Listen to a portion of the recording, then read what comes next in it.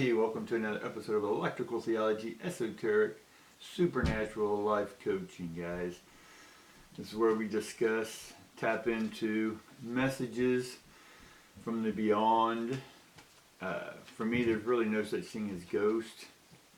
You know, we see things that may appear like apparitions or ghosts, but they are just phases of different dimensions, interdimensional beings, interdimensional planets, just different frequencies, just like on the radio. Is there a ghost on the radio because it's in between or phasing? Now we're just picking up on different frequencies from different modulations, all right?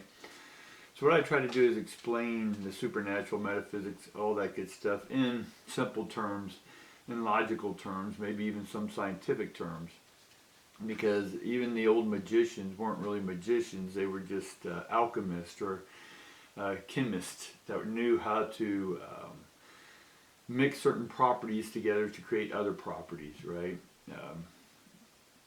Gunpowder, stuff like that. Yes, to the common uneducated person, things do look like magic, but behind all magic tricks, we know that there is just an illusion, or someone can manipulate, or sleight of hand, or sleight of thought, a mentalist in essence, and being able to manipulate those who have a uneducated mind. Not necessarily school, government, or govern the mind as they try to mentalize you. What I try to do here is help you open up your own riches from within, help you understand that there are patterns to life and to recognize those patterns, because once you see them, then you understand that prophecy and predictions and premonitions and all this stuff aren't necessarily supernatural, right? They're just a frequency because you're open up to it. That's why you're receiving what you're receiving. And I'm going to help you make sense of that through these readings, through my podcast, through a whole bunch of other stuff, and even your questions. So leave me some comments down below or questions. All my information is down below if you want to get a hold of me, guys. All right? Let's get this reading started.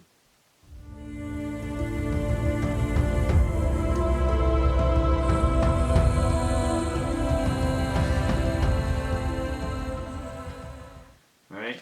Right away, we get the blossoming abundance. All right? And we had we had that one the other day, which is awesome. And we get cornucopia, right? Those are all upright today, so that's awesome, guys.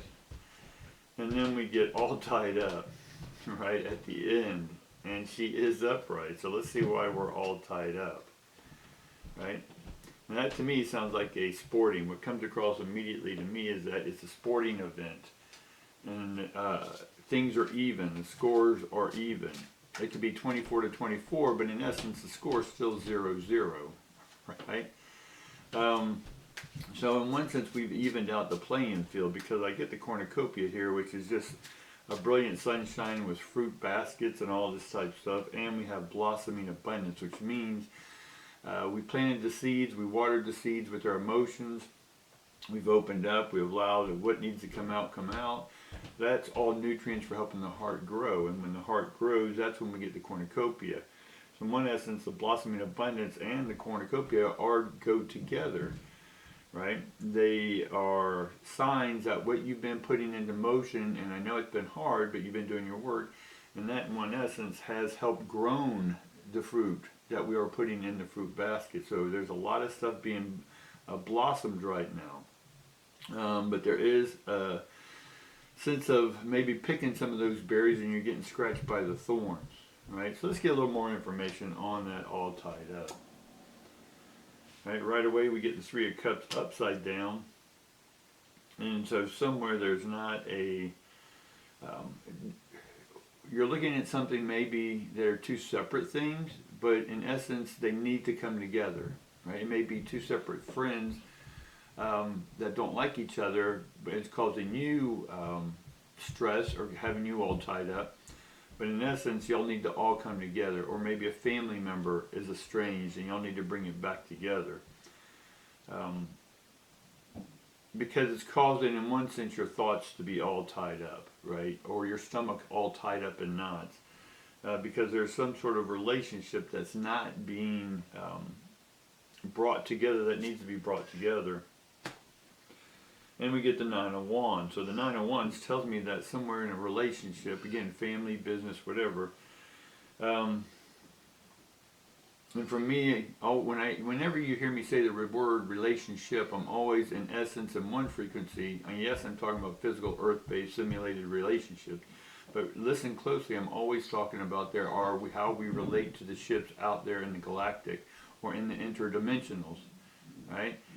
So always keep that in mind. I'm always talking in triple speak, right? On the physical, mental, spiritual, or the health, wealth, or love, or any of the trinities out there, guys. And so whatever it is that you've been trying to make happen is not going to work. That's why we're having this difficulty over here in this relationship. We're not on the right frequency. We're not on the same frequency. So they get the Two of Swords. The Two of Swords is this card where she's defended. And not wanting to necessarily see, she's blindfolded, right? It's like you're the medium, again, mediumship, right? We have to relate to these ships that are out there by you being the Libra energy. We're going into the opposite of Libra is Aries. And so we're going into the Aries. We have the Aries coming in, which is squared with Saturn, or squared with Pluto, if I remember. It's squared with Pluto, which makes things even more intense, right? And that's why you may be feeling this intensity or this being tied up right now, is because there's something you're not seeing, but you keep fighting because you don't want to see it. And so you're not able to bring that third party together, all right? It could be financing. You're fighting the financing that may be helping you buy a house or sell your property or buy something or invest in a business, right? And then we get the Eight of Wands, right? The Eight of Wands, in one sense, tells me you're getting things in order, right? So even though it's stressful, you feel tied up, things aren't working out, some things are in the background, they are coming together. Right? You are organizing. Keep that. Keep doing that. Don't stop doing that organizing. That's what's going to help you become untied. All right? And there's fruit baskets to be filled. Then we get the Five of Wands. So the Five of Wands is combative. So in one sense, we want to fight. Right? We want to get out of this. We don't. Sometimes the best fight is no fight. Right? When I learned martial arts, all the years I did, all the decades I did, one of the best lessons I learned is not to fight. And I learned that once I took Aikido, right, or Akito. And it was always about using the other person's power and doing the littlest bit of movement and being able to take that person off of their center of gravity. But if you're fighting a big monster, right, and you're holding this big dude or whatever, and you're both trying to flip each other, sometimes the easiest thing to do is just release and that person will fall by you. Or just release and turn and they just fall. And then you can come up from behind. So this battle and this tied up go together. Sometimes the best thing to do is no thing at all. Right? Just let everyone else do what they need to do. Quit taking the responsibility. Yes, you can be the mediumship, but that's all you are, is the mediumship in that case. They have to take responsibility. The other two parties have to take responsibility for their actions.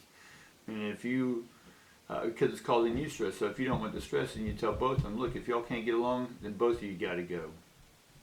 Plain and simple, right? So sometimes, I think it was a Harry Potter movie, the first one, where they were fighting the vines, and as soon as they quit fighting, the vines dropped them into the lower cave, right? For Harry Potter fans, you'll know what I'm talking about.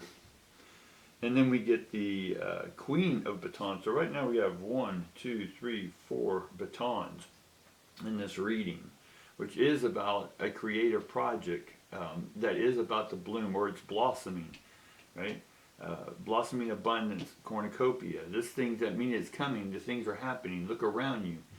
But again, if you're busy, tied up, if your thoughts are tied up, if your heart's tied up, you're not seeing what's right there in front of you that can be brought together. And so we get the Queen of, she's the Queen of creativity. So you maybe have to get a little creative, right? Creative in your thinking, creative in your posture, right? Creative in what's tying you up can then be used to make a bow. right? Once you release, once you quit fighting, right? Because after the 9's a 10, you're done with this, right? It's time to move on, all right? That's what I got for you today, guys. Thank you and appreciate you for hanging in there and watching me. And if you do, please share this with everyone and look at the videos that I put up because those are also helpful if you did miss them. All right, guys. Peace and love to each and every one of you, and I'll see you tomorrow. Bye.